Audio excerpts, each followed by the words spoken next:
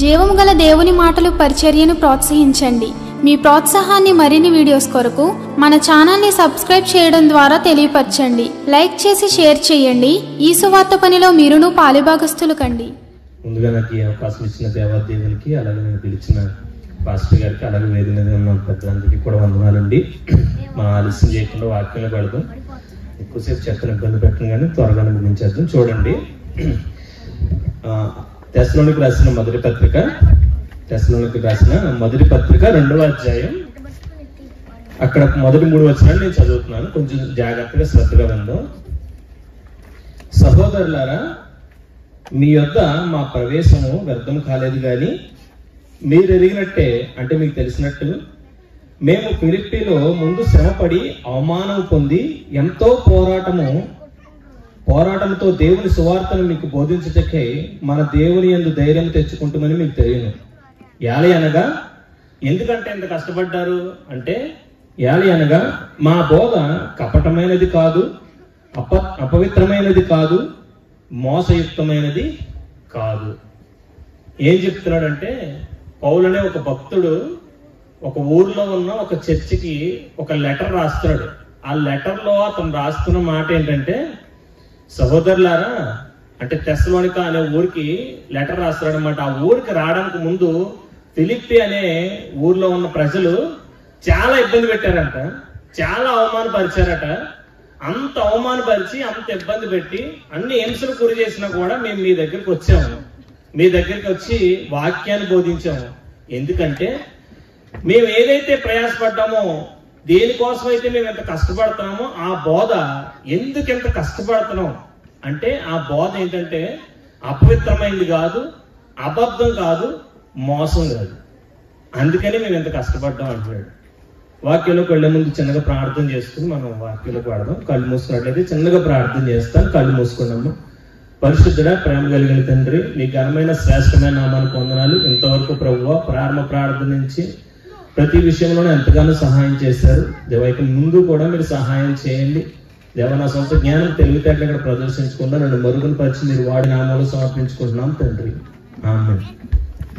పౌలు అనే భక్తుడు అక్కడున్న తెస్సలోనిక అనే ప్రాంతంలో ఉన్న వాళ్ళకి ఒక కరపత్రిక రాస్తూ, జాగ్రత్తగా వినండి, అక్కడ లెటర్ రాస్తూ లెటర్లో చెప్తున్నాడు అనమాట, బాబు మీకు మేము వచ్చి సువార్త చెప్పి యేసుక్రీస్తు గురించి చెప్పాం కదా, మేము మీ దగ్గర రావడానికి ఎంత కష్టపడ్డాం మీకు తెలుసు కదా. ఎంత కష్టపడ్డాం అంటే, మీ ముందు మీ దగ్గర రావడానికి మధ్యలో ఫిలిప్పి అనే ప్రాంతం వాళ్ళు మమ్మల్ని తిట్టారు. ఏం చేసినా సరే, అరే వీడు కొడతానన్నాడే, మా ఏరియాలోకి రావద్దన్నాడే, మమ్మల్ని భయపెడుతున్నాడే అని భయపడి మేము పారిపోకుండా ఇంత దూరం కష్టపడి ఎందుకు వచ్చామో తెలుసా? మేము ఏదైతే పట్టుకుని వచ్చామో, మేము ఏదైతే చెప్పడానికి వచ్చామో, ఆ చెప్పడానికి వచ్చిన ఆ మాటలు అసత్యమైనవి కాదు, అంటే అబద్ధం కాదు, అపవిత్రమైనవి కాదు, మోసకరమైనవి కాదు. ఆ 3 కాదు కాబట్టి ఎంత కష్టమైనా సరే మేము ఇక్కడ దాకా వచ్చామని చెప్తున్నాడు. ఈ పౌలు అనే వ్యక్తి మనలాంటి ఆషామాషి వ్యక్తి కాదు. జాగ్రత్తగా ఉండే కొద్ది నిమిషాలు. ఈ పౌలు అనే వ్యక్తి ఎలాంటి వాడంటే, అక్కడున్న ప్రాంతం అంతట్లో ధనవంతుడు, కోటీశ్వరుడు. అతని డబ్బుని ఇప్పుడు లెక్క పెడితే ఇప్పుడున్న అపర కుబేరుల్లో ఒకరి కింద ఉంటాడు. అంత పెద్ద కోటీశ్వరుడు. ఎంత జ్ఞానం అంటే, మనం ఏ ప్రశ్న అడిగినా సరే దానికి సమాధానం చెప్పగలిగినంత జ్ఞాని. ఎంత మూర్ఖుడంటే, ఏదైతే పత్రిక రాశాడో అదే దేవుని సంఘాన్ని హింసించి చాలా మందిని చంపాడు. ఒక రకమైన మోనార్క్ అనమాట. మనోడిని మాటలతో మభ్య పెట్టేసి, అరే ఈ రోజు నేను కాకినాడ నుంచి వచ్చాను, లేకపోతే హైదరాబాద్ నుంచి వచ్చాను అంటే, గొప్ప అంటే నువ్వు ఎవరికి గొప్ప? నేను అడిగేదానికి సమాధానం చెప్పు, అప్పుడు నేను నమ్ముతాను అనగానే ప్రశ్న కలిగిన జ్ఞానం కలిగిన వాడు, అంత నాలెడ్జ్ పర్సన్. మనం ఎలాగ మాట్లాడినా కూడా దానికి సమాధానం చెప్పగలిగిన తెలివైనవాడు. అలాంటోడు రాస్తున్నాడు ఏంటంటే, నేను ఇక్కడికి రావడానికి ఒకప్పుడు మీ ప్రజల్ని ఎవరైతే దేవుణ్ణి నమ్ముకుంటున్నారంటున్నారో వాళ్ళని నేను హింసపెట్టాను, వాళ్ళని నేను చంపాను. అలాంటి నేనే అదే యేసుక్రీస్తు గురించి చెప్పడానికి మీ దగ్గర రావడానికి ప్రయత్నం చేస్తుంటే ఎంతో మంది నన్ను హింసించారు, బాధ పెట్టారు, శ్రమ పెట్టారు, కొట్టారు, కొండ మీద తోసేశారు. అయినా సరే నేను మళ్ళీ ఇక్కడికి ఎందుకు వచ్చాను తెలుసా? నేను ఏదైతే తెలుసుకున్నానో, ఎవరినైతే చంపానో, ఎవరినైతే హింసించానో, ఈ వాక్యం కోసం చివరికి నేను తెలుసుకున్నాను, ఆ వాక్యం కపటమైంది కాదు, అంటే అబద్ధం కాదు, ఆ వాక్యం అపవిత్రమైంది కాదు, ఆ వాక్యం మోసకరమైంది కాదు. కేవలం పౌలనే కాదు, ఆ కాలం నుంచి ఈ కాలం వరకు అనేకులు సువార్థికులు, ఎంతో మంది ప్రజలు, ఎంతో మంది దైవ సేవకులు నేటికి కూడా ఈ వాక్యాన్ని పట్టుకెళ్తుంటే కొడుతున్నారు, తిడుతున్నారు, చంపుతున్నారు, ధన మాన ప్రాణాలను దోచుకుంటున్నారు. అయినా సరే ఎవరు వెనక్కి తిరగట్లేదు. ఎందుకో తెలుసా? ఈ వాక్యము కపటమైనది కాదు, అపవిత్రమైనది కాదు, మోసయుక్తమైనది కాదు. మరి ఏంటి వాక్యం? నాకే రీజన్ చెప్తుంది. అసలు మరి ఏంటిది? జాగ్రత్తగా వినండమ్మా, జాగ్రత్తగా వినండి. ఈ వాక్యము ఏమి కాదని చెప్తున్నాడు?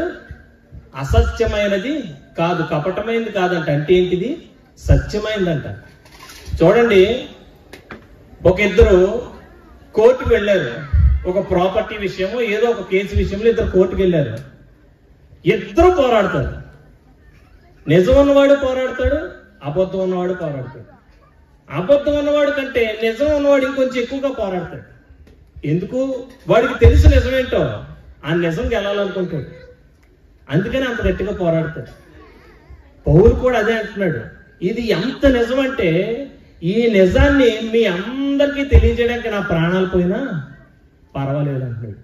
మనం వీధి కోడికల్లో ఇలా సువార్త చేయడానికి వచ్చినప్పుడు చాలా మంది చెప్తారు ఏంటంటే, యేసు ప్రభు నమ్ముకోండి మీ రోగాలు పోతాయి, యేసు ప్రభు నమ్ముకోండి మీ సమస్యలు పోతాయి, యేసు ప్రభు నమ్ముకోండి మీ ఇంట్లో శాంతి సమాధానం ఉంటది అని చెప్తారు. ఇదేంటిది? కపటం కాదు, ఇది సత్యం. అరే బాబు, నువ్వు ఎక్కడో కాకినాడ నుంచి వచ్చావు, మా కహానీలు చెప్తున్నావు, ఇది నీది, నీ బైబిల్లో ఉంది కాబట్టి, నీ బైబిల్లో ఎవడో ఎక్కడో ఏదో చేశాడు కాబట్టి, మీ వాళ్ళే రాసుకున్నారు కాబట్టి నువ్వు ఇక్కడికి వచ్చి ఇది సత్యం అని నువ్వు స్టేజ్ మీద పైకెట్టుకుని నిలబెడితే మాకు ఇస్తే మేము చెప్తాం. మరి రుజువు ఏంటి? What is the proof? Proof ఏంటి? నిజమేంటి అని అడిగితే ఒకటే రుజువు. ఎలాగా రుజువు తెలుస్తుందంటే, నీ జీవితంలో నీకు ఆ సమస్య వచ్చినప్పుడు నువ్వు ఏ దేవుడి గురించి అయితే నేను ఇప్పుడు చెప్తున్నానో ఆ దేవుడి దగ్గరికి వచ్చి నువ్వు కనుక ప్రతిఫలం పొందుకుంటే అప్పుడు అది నిరూపించబడుతుంది.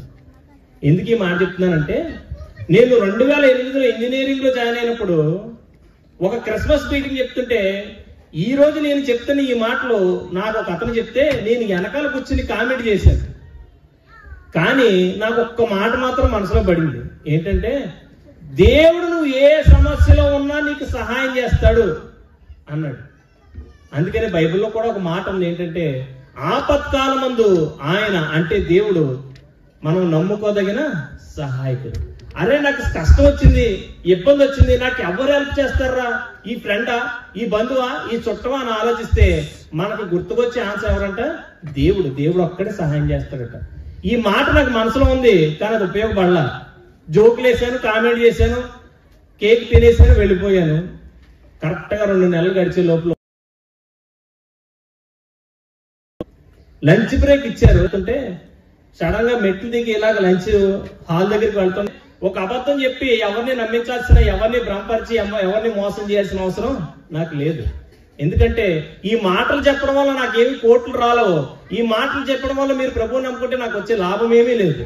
కానీ ఒక సత్యాన్ని మాత్రం అన్నాడు కదా పౌలు, ఇది కపటమైంది కాదు కాబట్టి ఎంత కష్టమైనా సరే ఇక్కడికి వచ్చి, ఈరోజు ట్రైన్లో వస్తుంటే ఆ ఎండకి ఎలా భరిస్తున్నారా బాబు ఈ ఎండల్ని అనిపించింది.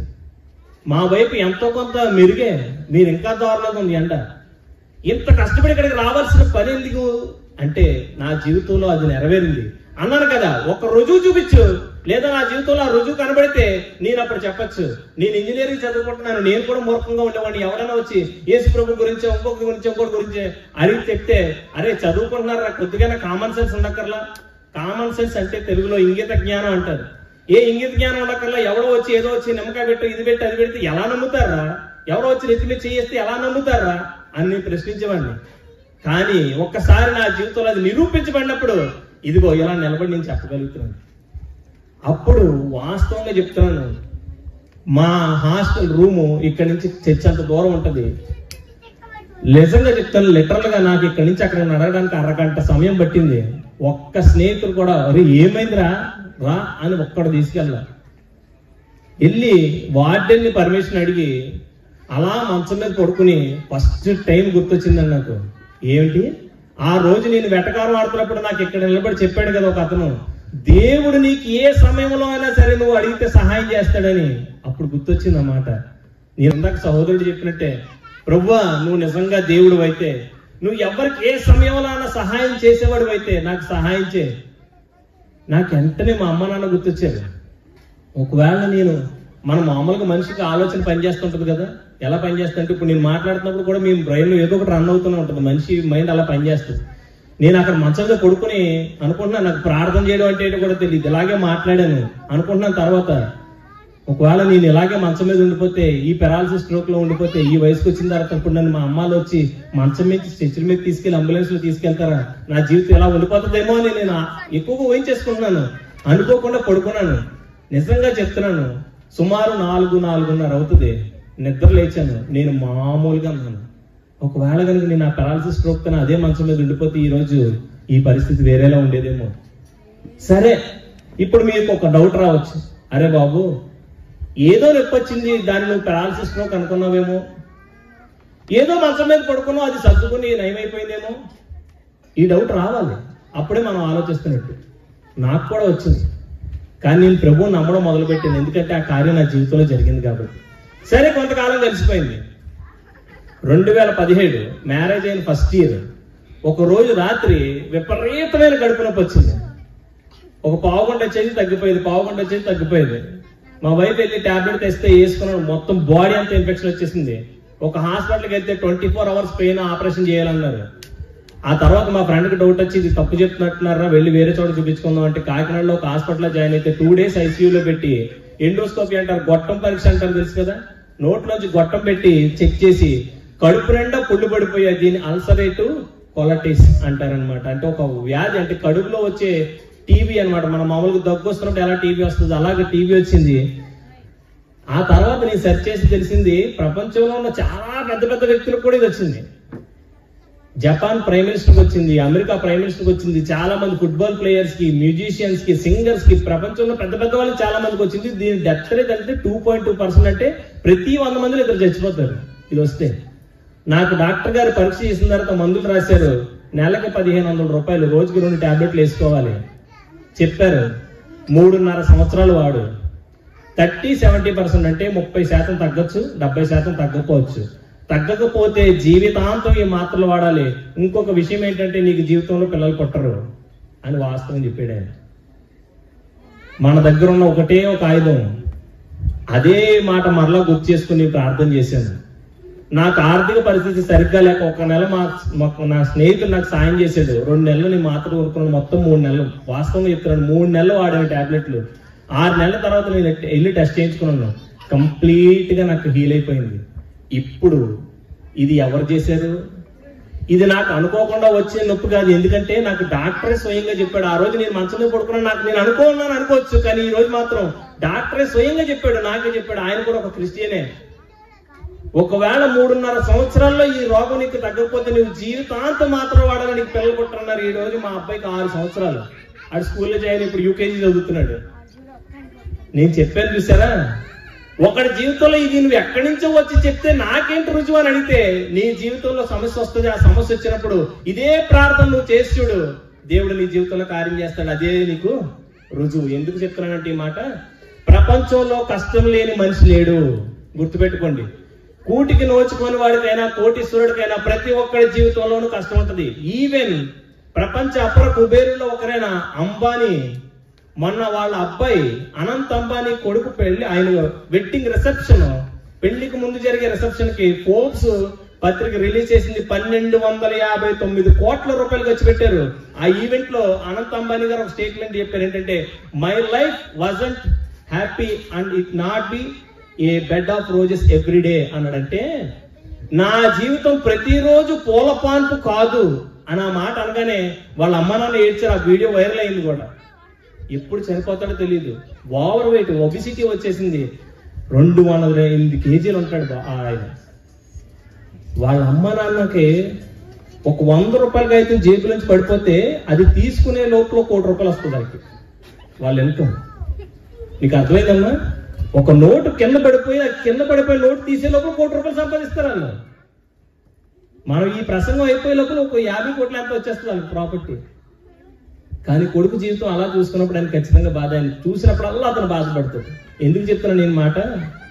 కష్టం లేని మనిషి ఉన్నాడు, అవసరం లేని మనిషి ఉన్నాడు. సహోదరుడు చెప్పాడు, ప్రతి ఒక్కరి జీవితంలో నాకు ఏ కష్టం లేదు, నాకు దేవుడు అవసరం లేదు అనుకున్నది అవసరం లేదు. కానీ గుర్తుపెట్టుకో, వ్యాధో, రోగమో, ఆర్థిక పరమైందో, తాగుడు సమస్య, ఇంట్లో మానసికంగా వ్యాధులు, ప్రతి ఒక్కరికి ఏదో ఒక సమస్య ఉంటుంది. ఆ సమస్య వచ్చినప్పుడు గుర్తుపెట్టుకో, ఎన్నో ప్రయాణాలు చేస్తుంటావు, ఏదో చేస్తుంటావు. ఏం చేసినా నేను తప్పు, ఇది చేయకు, ఇది వద్దు అని నేను అన్న. కానీ ఒకే ఒక మాట చెప్తాను, నీ జీవితంలో అన్ని ప్రయోగించుంటావు, అన్ని పరిశీలించుంటావు, అన్ని చేస్తుంటావు. ఈ ఒక్క మాటను ఒక్కసారి ప్రయోగించి చూడు. ప్రభువా, నా సమస్య ఇది, నా రోగం ఇది, నా బలహీనత ఇది, నా కుటుంబ పరిస్థితి ఇది, ఒక్కసారి నువ్వు సహాయం చేయవా అని అడుగు. ఆయన సహాయం చేస్తాడు. ఎందుకంటే ఇంకొక మాట కూడా రాశాడు అక్కడ, ఏంటంటే ఇది మోసయుక్తమైంది కాదు అని రాశాడు. నేను ఇదే మాట మీ దగ్గర చెప్పి, అమ్మా మీకు అవసరం ఉందా, మీ ఇంట్లో అప్పు ఉందా, మీకు ఎప్పుడు అవసరం వచ్చినా ఇదిగో నేను ఉన్నాను, గుర్తుపెట్టుకోండి, మీ తమ్ముడిని, మీకు ఎప్పుడు అవసరం వచ్చినా ఇదిగో నా ఫోన్ నెంబరు అని నేను చెప్పేసి హామీలు ఇచ్చేసి అందరికీ పేపర్ మీద సంతకాలు పెట్టేసి రేపటి నుంచి ఫోన్ నెంబర్ మార్చేస్తాను నేను. ఎందుకు నీ ఫోటోలు తీసుకొని ఫేస్బుక్ లో పెట్టుకోవాలి? ఇంత దాత మా మధ్యలోకి వచ్చాడని ప్రపంచం తెలుసుకోవాలని నా ప్రయాస. మనుషులను నమ్ముకుంటే వాడు మోసం చేస్తాడు. నేను నా స్నేహితుడు ఎంత క్లోజ్ ఫ్రెండ్ అంటే, ఇద్దరు ఒకే మంచం మీద తిని, అది అంటారు కదా ఒకే మంచం ఒకే కంచం అని, అంత అలా ఉండేవాళ్ళం. అని ఆయన ఏదంటే అదిరా అని చెప్తే 4 లక్షల రూపాయలు పెట్టి వ్యాపారం చేశాను. కరోనా వచ్చింది, అరే తమ్ముడు ఏంట్రా అంటే నాకు ఉద్యోగం వచ్చిందని నేను వెళ్ళిపోతున్నా అన్నాడు. 4 లక్షల రూపాయలు నాకు 2 సంవత్సరాలు పట్టింది అప్పు తెచ్చడానికి. నువ్వు ఎంత అంటే అంత అన్నాడు. నేను ఇంట్లో కూడా చెప్పకుండా వాడికి 4 లక్షల రూపాయలు ఇచ్చాను. అయితే కనీసం అని ఆ వడ్డీకి ఏమైనా డబ్బులు పంపించిన 40,000 రూపాయల జీతం వచ్చింది. అంత మంచి ఉద్యోగం సంపాదించుకున్నాడు. ఏ రోజు కూడా అరే అన్నయ్య నీకు ఒక 2,000 పంపించిన అని ఇప్పుడు కూడా లేదు. ఇప్పటికి ఇది 3వ సంవత్సరం. మనుషులు మోసం చేస్తారు, నమ్మించి మోసం చేస్తారు. కానీ ఇది కపటమైంది కాదు, మోసయుక్తమైంది కాదు. ఒకవేళ నేనేమన్నా చెప్పి మోసం చేయొచ్చేమో, మనుషులు ఎవరైనా చెప్పి హామీలు ఇచ్చి మోసం చేయొచ్చేమో, నీ కుటుంబ సభ్యులు ఎప్పుడు నీతోనే ఉంటారని మోసం చేయొచ్చేమో. కానీ దేవుడు మాత్రం నమ్మించి మోసం చేయడానికి రాశాడు కదా. నువ్వు ఏ ఆపత్కాలంలో ఉన్నా, ఏ సమయం అయినా సరే, నువ్వు నమ్మదగిన, నువ్వు 100% ఉంటాడు, వస్తాడు, చేస్తాడు సహాయం అని చెప్పగలిగిన దేవుడు ఒకే ఒక్కడు, ఆయన ప్రభు అయిన యేసుక్రీస్తు. ఎందుకు ఎంత గట్టిగా చెప్పగలుగుతున్నానంటే నా జీవితంలో నేను అనుభవించాను. రుజువు ఏంటి అని అడిగితే నా జీవితం రుజువు, రిపోర్ట్లు కూడా స్టిల్ ఈ రోజుకి మా ఇంట్లో ఉన్నాయి. ఈ రోజుకి మా ఇంట్లో ఉన్నాయి. కేవలం ఇదనే కాదు, ఏదో 2 జరిగిందని మాత్రం ప్రభుని నమ్మేసుకుంటావా అని అడిగితే, ఇక్కడ ఉన్న వాళ్ళకి ఒకటే మాట చెప్తున్నాను, ప్రభుని నమ్ముకున్న వాళ్ళు ఇందులో కొంతమంది ఉండొచ్చు, ప్రభుని నమ్ముకునే వాళ్ళు ఉండొచ్చు. ఎవరిని లేపి నువ్వు ప్రభు దగ్గరికి ఎందుకు వచ్చా, నీ జీవితం ఎలా మారిందని అడిగితే ఒక్కొక్కరు చెప్పే సాక్ష్యం వింటుంటే మనకు రోజులు గడిచిపోతుంటాయి. ఎందుకంటే దేవుడు గొప్పవాడు.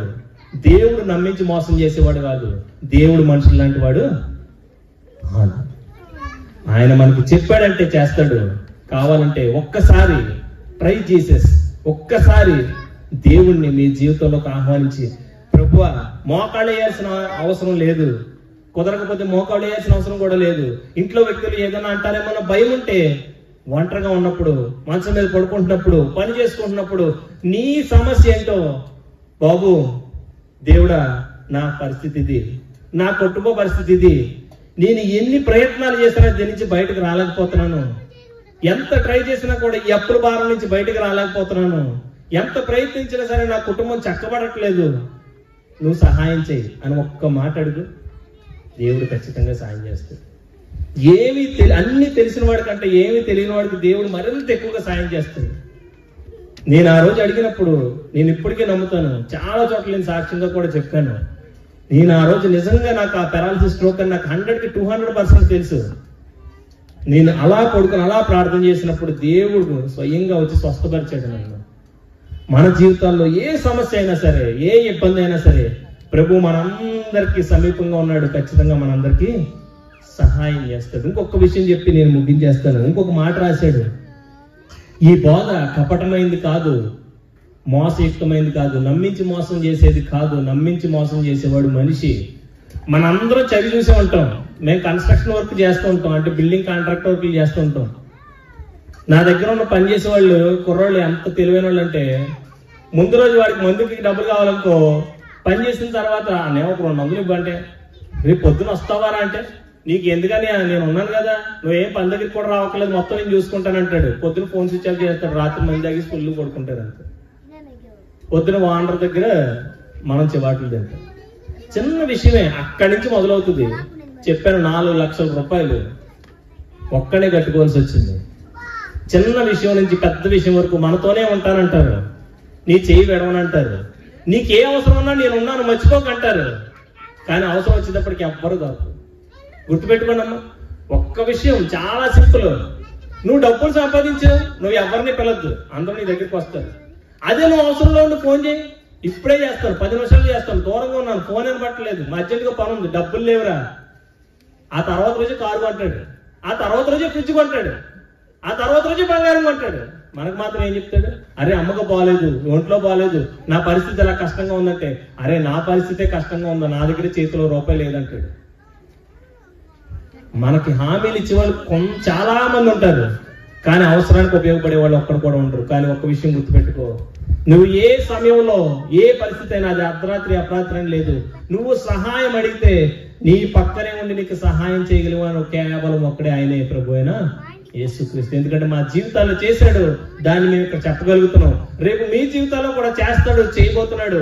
ఎవరైనా సరే ప్రభుని నమ్ముకున్నా నమ్ముకోకపోయినా ఎవరికైనా సరే నేను చెప్పే మాట ఒకటే, మీ అందరికీ సమీపంగా ఉన్న దేవుడు ఆయన. కాబట్టి ఖచ్చితంగా మీరు అడిగితే ఆయన మీకు సహాయం చేస్తాడు. ఇంకొక విషయం, ఈ బోధ అపవిత్రమైనది కాదు. ఈ బోధ అపవిత్రమైనది కాదు. ఒక విషయం గుర్తుపెట్టుకోండి, ఎంత మంచిగా రాశాడంటే, ఒక అపవిత్రమైన బోధ అయితే గనక ఈ బైబిల్, మన చేతిలో ఉన్న ఈ గ్రంథం గనక అపవిత్రమైనది అయితే, ఒక మనిషికి ఒక అపవిత్రమైన బోధ ఒక మనిషిని మరింత అపవిత్రుడిగా చేస్తుంది, కానీ ఒక మనిషిని పవిత్రుడిగా చెయ్యలేదు కూడా. మీరు ఎప్పుడైనా సరే ఒక క్రైస్తవుడిగా మారిన వ్యక్తిని వెళ్ళి అడగండి, ఒకప్పుడు తాగుబోతుని, ఒకప్పుడు తిరుగుబోతుని, ఒకప్పుడు వ్యభిచారిని, ఒకప్పుడు లంచగొండిని, ఒకప్పుడు దొంగని, ఇప్పుడు నేను మారానంటాడు తప్ప, నేను ప్రభువులోకి వచ్చిన తర్వాత, నేను యేసుక్రీస్తు నమ్ముకున్న తర్వాత, నేను ఈ బోధ విన్న తర్వాత నాకు ఏ అలవాట్లు లేవు, నేను తాగుడు అలవాటు చేసుకున్నాను, ఏ అలవాట్లు లేవు, నేను పేకాట అలవాటు చేసుకున్నాను, ఒక్క మనిషిని చూపించండి, ఒక్కరు కూడా ఉండరు. దానికి కారణం ఏంటంటే, ఈ బోధ పవిత్రమైంది కాబట్టి ఒక అపవిత్రమైన మనిషిని పవిత్రుడిగా మార్చగలరు. ఒక్క ఉదాహరణ చెప్తాను. మా అన్నయ్య, అతనికి ఇప్పుడు ఇస్రాయేల్ అని పేరు పెట్టాడు. ఎంత తాగుబోతు అంటే, ఎంత మద్యపానానికి ఎడిక్ట్ అయిపోయాడంటే అన్నయ్య, వాళ్ళ వైఫ్ పడిపోతే మనోడు ఇంటికి ఫోన్ చేసి, మా షార్ట్ ఫిల్మ్ లో కూడా ఉంటది అది, ఇంటికి ఫోన్ చేసి, అమ్మా ఇలాగ మీ ఆయన ఇక్కడ తాగేసి పడిపోయాడంటే ఆవిడ చెప్పిన సమాధానం ఏంటంటే, పోతే పోనీ, చచ్చిపోతే పేడ విరగడైపోతుంది, మాకు ఫోన్ చేయొద్దని ఫోన్ పెట్టేసింది తల్లి. ఏ స్త్రీ అయినా, ఏ భార్య అయినా సరే తన భర్త ఎంత హింస పెట్టినా కూడా చనిపోవాలని కోరుకోదు. కానీ ఆ భార్య, ఆ స్త్రీ అంత విరక్త చెందిపోయిందంటే ఎంత హింస పెట్టుంటాడో చూడండి. ఒక స్త్రీ ఎంత ఓర్పుగా ఉంటుందో, అంత ఓర్పుగా, అంత సహించగలిగే స్త్రీ వీడు చనిపోతే బాగుండు అని కోరుకుంది అంటే ఎంత నరకం చూపించుంటాడో.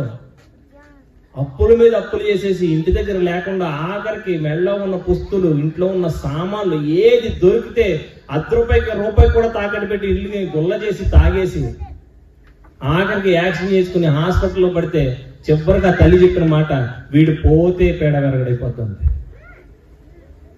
కానీ పోయాడు అనుకుంటున్నారా? ఈ రోజు అతను ప్రభు సేవ చేస్తున్నాడు. నాకు తెలిసి దేవుడు చిత్తమైతే ఎంతో కొన్ని రోజుల తర్వాత, కొన్ని నెలల తర్వాత ఖచ్చితంగా ఇక్కడికి కూడా వస్తాడు ఆయన. ఎలా జరిగింది? సమాజం వద్దనుకుంది, తల్లి వద్దనుకుంది, పిల్లలు వద్దనుకున్నారు, భార్య వద్దనుకుంది, అందరూ చనిపోవాలనుకున్నారు. ఈ రోజు ఎలా ఉందో తెలుసా? అతను వచ్చి, అయ్యగారు ఇంటికి వచ్చి ప్రార్థన చేయండి, మా ఇంట్లో ఈ సమస్య ఉంది అని అతను పిలిపించుకుని ప్రార్థన చేయించుకుంటారు. అతను అద్భుతమైన పాటలు రాశాడు. ఈ రోజు మీరు పాడిన పాటలో ఒక పాట ఆయన రాసింది అనుకుంటా బహుశా.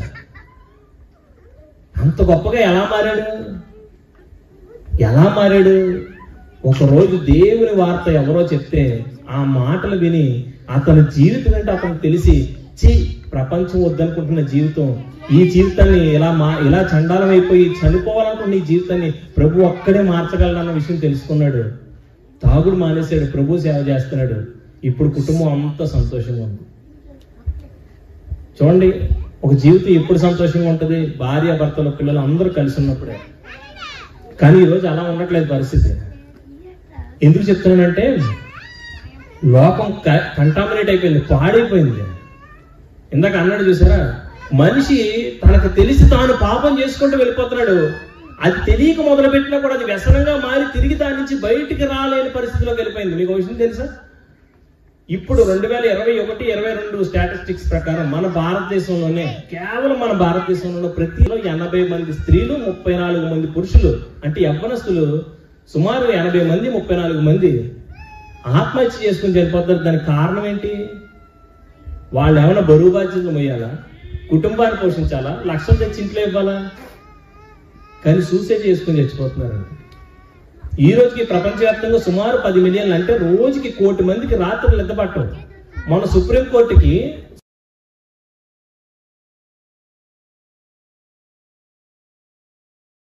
ఒక స్టేట్మెంట్ ప్రిపేర్ చేసి ఇమ్మంటే హిందూ పేపర్లో పబ్లిష్ అయింది. మన దేశంలో 18 సంవత్సరాల లోపల ఉన్నవాళ్ళు 1.5 కోటి పైగా డ్రింక్ చేసే వాళ్ళు ఉన్నారట, యవనస్తులు. విచిత్రమైన విషయం ఏంటంటే 12 సంవత్సరాల లోపల ఉన్నవాళ్ళు అందులో 50 లక్షల మంది పైగా ఉన్నారు. సమాజం ఎలా పాడైపోతుంది చూడండి. ఎందుకంటే వాడికి తెలుసు, కానీ వాడు దాన్ని ఓవర్కమ్ చేయలేకపోతున్నాడు. మనిషి వాడి జీవితాన్ని వాడే చిత్రం చేసుకుంటున్నాడు. మీకు విషయం తెలుసా? ఈ రోజు ప్రపంచం ఎంత దగ్గరైపోయిందంటే, ఒకప్పుడు నువ్వు ఏదైనా ఒక చిన్న వార్త చెప్పాలంటే ఇంట్లో ఎవరైనా దూరంగా ఉన్నప్పుడు చనిపోయినప్పుడు తెలిస్తే టెలిగ్రామ్ చేస్తే చేరేది, లేకపోతే ఉత్తరం రాస్తే క్షేమ సమాచారం అటువైపు వాళ్ళకి తెలిసేది. ఇప్పుడు ఏంటంటే నువ్వు ఈ మూల నుండి వాడు ఆ మూల ఉన్నా కూడా ఇద్దరు ముఖముఖాలు చూసుకుంటూ మాట్లాడుకోవచ్చు.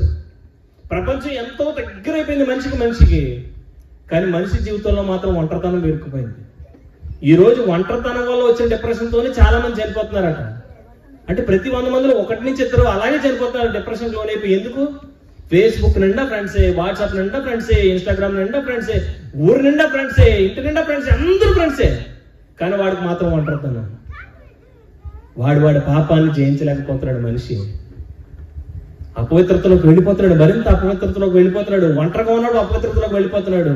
హెరాయిన్, డ్రగ్స్, గంజాయి ఎంత దారుణం అయిపోతుందో. ఒకప్పుడు హైదరాబాద్ దాకా ఉండేది, ఇప్పుడు కాకినాడ వరకు వచ్చేసింది, రాజమండ్రి వరకు వచ్చేసింది. నాకు తెలిసి మీ పిడుగురాల వరకు కూడా వచ్చేసి ఉంటుంది. రేపు మాపో మన గ్రామాల లోపలికి వచ్చేస్తుంది.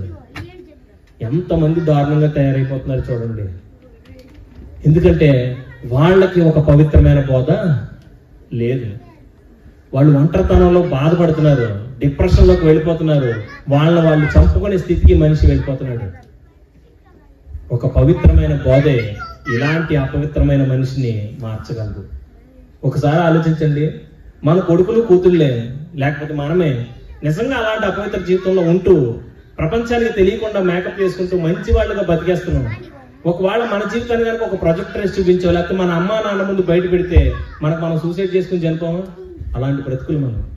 ఒకవేళ కనుక మన అమ్మా నాన్న ముందు పెడితే మన అమ్మా నాన్నే మనల్ని చంపేయడమో లేకపోతే ఇంట్లోంచి బయటకి ఏంటేయడమో చేయరా? చేస్తారు. అలాంటి జీవితాల్లోకి మనిషి వెళ్ళిపోయాడు. అందుకని ఒంటరితనం పెరిగిపోతుంది వాడికి. ఇది అంత కారణం అపవిత్రత ఇంకా పెరిగిపోతుంది. సోషల్ మీడియా, నెట్ అంటే వల, అది మన వల్ల వేసి మనల్ని బంధిస్తుంది. కేవలం కరోనా సమయంలోనే సుమారు మన భారతదేశంలో ప్రతి ఒక్కడు సుమారు రోజుకి 4 గంటల 20 నిమిషాల పైన ఫోన్తో గడిపేవాడట. మనం తెలియకుండానే దానిలో సమయాన్ని వృధా చేసుకుంటూ అపవిత్రతలోకి వెళ్ళిపోతున్నాం. ఇప్పుడు నువ్వు బయటికి రావాలంటే ఏంటి? ఏ మనిషికి చెప్పుకుంటే, ఏ సైకాట్రిస్ట్కి చెప్పుకుంటే, ఏ డాక్టర్కి చెప్పుకుంటే, ఏ మోటివేషన్ స్పీకర్కి చెప్పుకుంటే నిన్ను దాని నుంచి బయటపడేస్తాడు. ప్రతి ఒక్కరిలోనూ ఉంటుంది ఆ ఒంటరితనం. పైకి చెప్పుకో. మొన్న ఒక మీటింగ్కి వెళ్ళాను. అక్కడ మీటింగ్ అయిపోయిన తర్వాత ఒక తల్లి మాట్లాడుతున్నారు.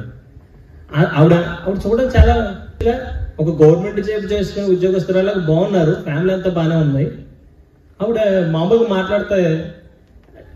మామూలుగా ఏదో మాట్లాడుతున్నాను. ఆవిడ, నువ్వు ఇంకొక మాట మాట్లాడితే నేను ఇక్కడ గట్టిగా అరిచేసి వేసేస్తానేమో తమ్ముడు అని అంటుంది ఆవిడ. అంటే ప్రతి ఒక్కరి జీవితంలో కూడా పైకి చెప్పుకోలేరు, కానీ ఒంటరిగా వాళ్ళని పిలిచి వాళ్ళ గురించి అడిగితే ప్రతి ఒక్కరూ ఏడుస్తారు. ప్రతి ఒక్కరి జీవితంలో అంత పెయిన్ ఉంది, దాన్ని అలాగ బయటికి కనపడకుండా అలాగ ఓపిక పెట్టి ఒక్కపెట్టి అలా బ్రతికేస్తున్నాం బ్రతుకులు. దీని నుంచి ఎవడు విడిపిస్తాడు? మన భారాన్ని తేలిక చేసేవాడు ఎవరు? మన పాపాల నుంచి మనల్ని బయటపడేసేవాడు ఎవరు? మన శ్రమల నుంచి మనల్ని బయటపడేసేవాడు ఎవరు? ఈ బంధకాల నుంచి మనల్ని విడుదల దయచేసేవాడు ఎవరు? ఈ అపవిత్రత నుంచి బయటికి తీసుకొచ్చేవాడు ఎవరు? ఒకే ఒక్కడున్నాడు, ఆయనే ప్రభు అయిన యేసుక్రీస్తు. ఎందుకు ఇది చెప్తున్నానంటే, ఇలాంటి డిప్రెషన్ స్టేట్ లో ఉన్న కొన్ని వందల మంది నాకు తెలుసు. ఒకసారి ఒక మీటింగ్ వెళ్ళినప్పుడు అలాంటి క్యారెక్టర్స్ ఈ యవ్వనస్తుల మధ్య వాక్యం చెప్పినప్పుడు, వాళ్ళు ఏడుస్తున్నప్పుడు, వాళ్ళు చెప్తున్న సాక్ష్యాలు పెట్టినప్పుడు నాకు అనిపించింది, ఒకవేళ కనుక నేను చెప్పిన తర్వాత ఒకవేళ వాళ్ళు ఏడుస్తున్నప్పుడు వాళ్ళ అమ్మనాన్న కనుక వస్తే వాళ్ళ అమ్మనాన్న కూడా గుండె పగిలిపోతుంది. అంత పైకి చూడడానికి ప్రొఫెషనల్స్ అందరూ కూడా మంచి గవర్నమెంట్ ఇంజనీరింగ్ కాలేజీలో చదువుకునే పిల్లలు, మంచి వాళ్ళ పేరెంట్స్ అందరూ గవర్నమెంట్ ఉద్యోగస్తులు, మంచి ప్రొఫెషన్ లో ఉన్న వాళ్ళు, లక్షల రూపాయలు నెలకు సంపాదించే వాళ్ళు, ఇంట్లో కార్లు బంగళాలు, రిచ్ లైఫ్. కానీ వాళ్ళ జీవితాల్లో ఒంటరితనం ఏంటి? ఎందుకు? ఎక్కడి నుంచి వచ్చింది? ఏం నేర్చుకుంటున్నారు వాళ్ళు చదువుకున్న దాన్ని బట్టి? వాళ్ళు ఏం చూస్తున్నారు? ఎలా నడుస్తున్నారు? ఏం మాట్లాడుతున్నారు? ఏం తింటున్నారు? ఏం నవ్వుతున్నారు? అపవిత్రత పెరిగిపోతుంది. దీని నుంచి బయటపడేసేవాడు ఎవరు? ఒకే ఒక్కడు. మామూలుగా నేను ఒక గంట మోటివేషన్ చెప్పేసి మీకు వెళ్ళిపోయాను అనుకోండి, ఆ గంట తర్వాత మళ్ళీ మనకు మామూలుగానే అనిపిస్తుంది లైఫ్. కానీ నేను మీకు ఒక అప్పచెప్పి వెళ్ళిపోతాను, ఆ వ్యక్తిని మాత్రం మీరు కూడా తీసుకెళ్ళండి. మీ లైఫ్లో ఎప్పుడు సమస్య వచ్చినా సరే ఆ వ్యక్తికి చెప్పుకోండి. ఆ వ్యక్తి పేరు యేసుక్రీస్తు. ఎందుకంటే నేను చెప్పిన మాటలు కొంతమందికి హృదయాలు కదిలించవచ్చు, కొంతమందికి ఏదో చెవులో సీసం పోసినట్టు, కొంతమందికి కష్టంగా, కొంతమందికి ఇబ్బందికరంగా, కొంతమందికి ఎవరికి ఎప్పుడు ఆపుతాడరా, ఒక్కొక్కరికి ఒక్కొక్క ఫీలింగ్ ఉండొచ్చు. కానీ ఒక్కటి మాత్రం సత్యం, అది నేను చెప్తున్న మాటలు. నేను ఏ వ్యక్తి గురించి చెప్తున్నాను? ఆ వ్యక్తి గురించి. ఎందుకంటే నేను అలాంటి వ్యక్తిని చూశాను కాబట్టి. నా వయసు చిన్నదే, గట్టిగా ఈడ్చంతే నా వయసు 33 సంవత్సరాలు. కానీ దేవుడు నాకు ఇచ్చిన కృపను బట్టి ఇలాగ చాలా కొన్ని వందల మంది దగ్గర నేను మాట్లాడడం, వ్యక్తిగతంగా మాట్లాడడం, వాళ్ళ జీవితాలు తెలుసుకోవడం చెప్పినప్పుడు, వాళ్ళ జీవితాలు నాకు ముందు చెప్పుకుంటున్నప్పుడు, నేను అసలు ఎప్పుడు ఎక్స్పెక్ట్ చేయలేని వ్యక్తులు అసలు ఎప్పుడు ఇలా ఉంటారో, వీళ్ళ జీవితం ఇలా ఉంటుంది, ఇలా మాట్లాడతారో, వీళ్ళు ప్రభువులోకి వచ్చేది, వీళ్ళ జీవితాలు ఏంటి అని నేను ఆలోచించినప్పుడు, లేకపోతే వాళ్ళ సాక్ష్యాలు చెప్తున్నప్పుడు నాకు అనిపించింది, ఒక్కొక్కటి జీవితం పైకి కనిపించేది కాదు, వాడి జీవితం లోపల ఇంకొకటి ఉంది.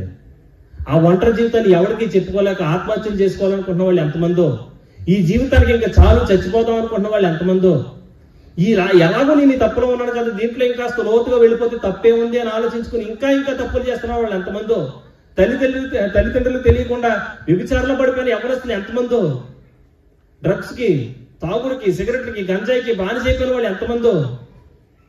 వీళ్ళందరికీ విమోచన ఎలా కలుగుతుంది? ఒకటే మాట చూడండి, యోహాను రాసిన మొదటి పత్రిక ఒకసారి తీద్దాం. యోహాను రాసిన మొదటి పత్రిక 9వ వచనం, మన పాపములను మనము ఒప్పుకున్న ఎడల ఆయన నమ్మదగిన వాడు, నీతిమంతుడు గనుక ఆయన మన పాపములను క్షమించి సమస్త దుర్నీతి నుండి మనల్ని పవిత్రులుగా చేయను. అరే, ఎంత తప్పులో ఉన్నాను, మా అమ్మ క్షమించదు, మా నాన్న క్షమించదు, సమాజం క్షమించదు, ఇంకా నా జీవితం వృధా, చనిపోదాం అని అనుకుంటే మీ అందరికీ చనిపోవాల్సిన అవసరం లేదు. ఒకే ఒక సొల్యూషన్ ఉంది. నువ్వు చేసిన తప్పులు దేవుడి ముందు ఒప్పుకుంటే ఆయన నిన్ను క్షమిస్తాడు. ఆ క్షమాపణ ఎలా ఉంటుందంటే నీ హృదయంలో నెమ్మదిస్తుంది, నీకు మనశ్శాంతి ఇస్తుంది, నీకు తెలుస్తుంది నువ్వు ఒక కొత్త జీవితంలో ప్రవేశించావని, నీకు తెలుస్తుంది నువ్వు ఇప్పటివరకు చేసిన తప్పులన్నీ కూడా కొట్టివేయబడ్డాయని. నీ జీవితంలో మనశ్శాంతి, నెమ్మది, ప్రశాంతత కలుగుతాయి. అప్పుడు తెలుసుకుంటావు ఒక విషయం, యెహోవా ఉత్తముడని రుచి చూచి తెలుసుకొనుడి. నువ్వు ఎప్పుడైతే టేస్ట్ చేస్తావో అప్పుడే నీకు తెలుస్తుంది ఆయన గొప్పవాడు, ఆయన ఉత్తముడు. అరే, దేవుడు గొప్పడురా అని ఎప్పుడు అనగలుగుతాం? మనము చెయ్యలేంది ఆయన చేసినప్పుడు అంటాం. మనుషులు ఎవ్వరూ చేయలేని ఆయన చేయగలడు. ఆయన నీ జీవితంలో చేయబోతున్నాడు, చేస్తాడు కూడా. అప్పుడు నువ్వు అంటావు దేవుడికి, ఒకవేళ నువ్వు చర్చికి వచ్చినా చర్చికి రాకపోయినా, నువ్వు ఒంటరిగా ఉన్నా, నీ బంధువులతో, నీ భార్య భర్తలతో నువ్వు ఎవరితో చెప్పుకోలేకపోయినా నువ్వు మనసులో అనుకుంటా, దేవుడు గొప్పడు రే, దేవుడు నిజంగా నాకు ముక్తి ఇచ్చాడు. ప్రశాంతంగా నవ్వగలుగుతున్నాడు నోరు తెరిచి. నెమ్మదిగా మాట్లాడగలుగుతున్నాను. నా జీవితంలో ఏదో మార్పు ఉంది. ప్రతిరోజులా లేదు ఈ జీవితం. ఈ రోజు నేను రాత్రి పడుకున్నాను, ప్రార్థన చేసుకున్నాను, పొద్దున్న లేసాను, నా మీద ఏదో కొండ దిగిపోయినంత ప్రశాంతంగా ఉందని నువ్వు అనగలుగుతావు. ఇది కేవలం దేవుడి వల్ల కలుగుతుంది. ఇక్కడున్న అందరికీ కూడా నేను చెప్పేది ఒకటి, ఎవరు ఎన్నిసార్లు సువార్త ప్రకటించినా, ఎవరు ఎంతసేపు ప్రసంగం చేసినా అల్టిమేట్ గా చెప్పే మాట ఒకటే, ప్రతి మనిషి కూడా పాపి. తనకు తెలిసి తెలియక తన విపరీతమైన తప్పులు చేసుకుంటూ, వాటినే బైబిల్ పాపాలంటది, చేసుకుంటూ వెళ్ళిపోతున్నాడు. దాని నుంచి బయటపడే మార్గం ఆ వ్యక్తికి తెలియక తన మరణానికి తానే దారి తవ్వుకుంటున్నాడు, తానే త్రోవలు వేసుకుంటున్నాడు. అయితే నీ సమస్య ఏదైనా, నీ కష్టం ఏదైనా, నీ శ్రమ ఏదైనా, నీ బాధ ఏదైనా, ఇదిగో ఈ రోజు నేను పట్టుకొచ్చిన ఆ వ్యక్తి, నేను చెప్తున్న ఆ బోధ అపవిత్రమైనది కాదు కాబట్టి, అది అబద్ధం కాదు కాబట్టి, అది కళ్ళ కాదు కాబట్టి, అది నమ్మించి మోసం చేసేది కాదు కాబట్టి, అది సత్యమైనది, నిజమైనది కాబట్టి ఒక మాట చెప్తున్నాను. అమ్మా, యేసు ప్రభు నిజమైన దేవుడు, మనకు నిత్య జీవం ఇస్తాడు. మన ప్రతి పాపము నుండి, మన ప్రతి శాపం నుంచి మనల్ని విడుదల చేసి మనల్ని పవిత్రులుగా చేస్తాడు. ఆయన రక్తం ద్వారా మనకు విడుదల కలుగుతుంది. ఎవరైతే ప్రభువా నాకు సహాయం చేయ, అందరికీ సమీపంగా ఉన్న దేవుడు ఆయన మనందరికీ సహాయం చేస్తాడు. మన జీవితంలో గొప్పగా ఎప్పుడు కలుగుతుందంటే, మామూలుగా ఇప్పుడున్న రోజుల్లో అయితే ఒక పెళ్లికి వెళ్తాను, ఒక శుభకార్యానికి వెళ్తాను, లేకపోతే మనల్ని ప్రేమించిన వాళ్ళని చూస్తాను, లేకపోతే మనం నవ్వాలి కాబట్టి ప్లాస్టిక్ నవ్వులతో అలా బ్రతికేస్తున్నాం తప్ప, ఒక్కసారి హృదయాలు తెరిచి, అరే నీ జీవితంలో నిజంగా సంతోషం ఉందా, హ్యాపీగా ఫీల్ అవుతున్నావా, ప్రతిరోజు సంతోషంగా ఉందంటే, ఆయన తాగొస్తే ఏం జరుగుతుందో అని భయం, రేపు పొద్దున్నే ఇంటి తలుపు అప్పుల వాడు కొడతాడేమో అని భయం, ఇలా ఏదో ఒక భయంతో రోజు వెళ్ళదీస్తుంది. అయితే మన జీవితంలో మనశ్శాంతిని, ప్రశాంతతని దయచేయగలిగిన వాడు ఒక్కడే, ఆయన ప్రభు అయిన యేసుక్రీస్తు. ఈ బోధ సత్యమైనది, అపవిత్రమైనది కాదు, నమ్మించి మోసం చేసేది కాదు. ఇందులో సత్యం ఉన్నది. ఇది మా జీవిత అనుభవం, మా జీవిత అనుభవ సారం కాబట్టి దాన్నే మేము ముందు పెడుతున్నాం. ఎందుకంటే ఇది చేయడం వల్ల మాకు వచ్చే ప్రయోజనం గొప్పగా ఏముండదు, మాకు ప్రత్యక్షంగా కలిగే లాభం ఏముండదు. కానీ ఒక వ్యక్తి రక్షించబడితే పరలోకమంతా సంతోషంగా ఉన్నాడు. ప్రభు కోసం మేము చేయగలిగిన పని అదే. ఎందుకంటే ఒకప్పుడు ఒకరి త్యాగం, ఒకరి కష్టం, ఒకరు చేసిన మీటింగ్, ఒకరు పెట్టిన మీటింగ్ ద్వారా ఈ రోజు నేను ఈ సాక్ష్యాన్ని సంపాదించుకోగలిగాను. ఒకవేళ ఈ రోజు మనం చెప్పిన మాటల వల్ల కొంతమందికి ఇది ఉపయోగకరంగా ఉంటే వాళ్ళ జీవితాలు మారితే అదే సంతోషం. మనం సాధారణంగా అంటాం ఒక మాట, సర్వే జన సుఖినో భవంతు. ప్రతి మనిషి సంతోషంగా ఉండాలని కోరుకుంటాం. కానీ మన పక్కన వాడు, మనం మేడ మీద మేడ కట్టుకున్నా, మన పక్కవాడు సైకిల్ టైర్లో గాలి కొట్టించుకున్నా కూడా మన గుండెల్లో నొప్పి వస్తుంది. మనిషి పైకి అంటాడు, కానీ క్రైస్తవుడు మాత్రం తను ఏదైతే అనుభవిస్తున్నాడో ఆ సంతోషాన్ని ప్రపంచానికి పంచిపెట్టాలనుకుంటాడు. అందుకే కష్టమైన, నష్టమైన ఇలాంటి కూడికల ద్వారా ప్రభువుని పరిచయం చేయడానికి ప్రయత్నం చేస్తున్నాం. చివరిగా నేను ఈ మాట చెప్పి ముగిస్తాను. మరలా మీరు ఏ స్థితిలో ఉన్నా, ఏ పరిస్థితిలో ఉన్నా, యేసు ప్రభు మీకు చాలా దగ్గరగా ఉన్నాడమ్మా. ఒక్కసారి నోరు తెరిచి, ప్రభువా నన్ను ఈ సమస్య నుంచి బయటపడాయి అని అడగండి. ప్రభు ఖచ్చితంగా మీకు సాయం చేస్తాడు. ప్రభు నమ్ముకున్న వారైనా నమ్ముకుని వారైనా అందరికీ కూడా ఇదే ప్రభు పక్షంగా మేము చెప్పాలనుకున్న మాట. దేవుడు ఈ వాక్యాన్ని దీవించును గాక. నాకు ఈ అవకాశం ఇచ్చిన దేవాదేవుడు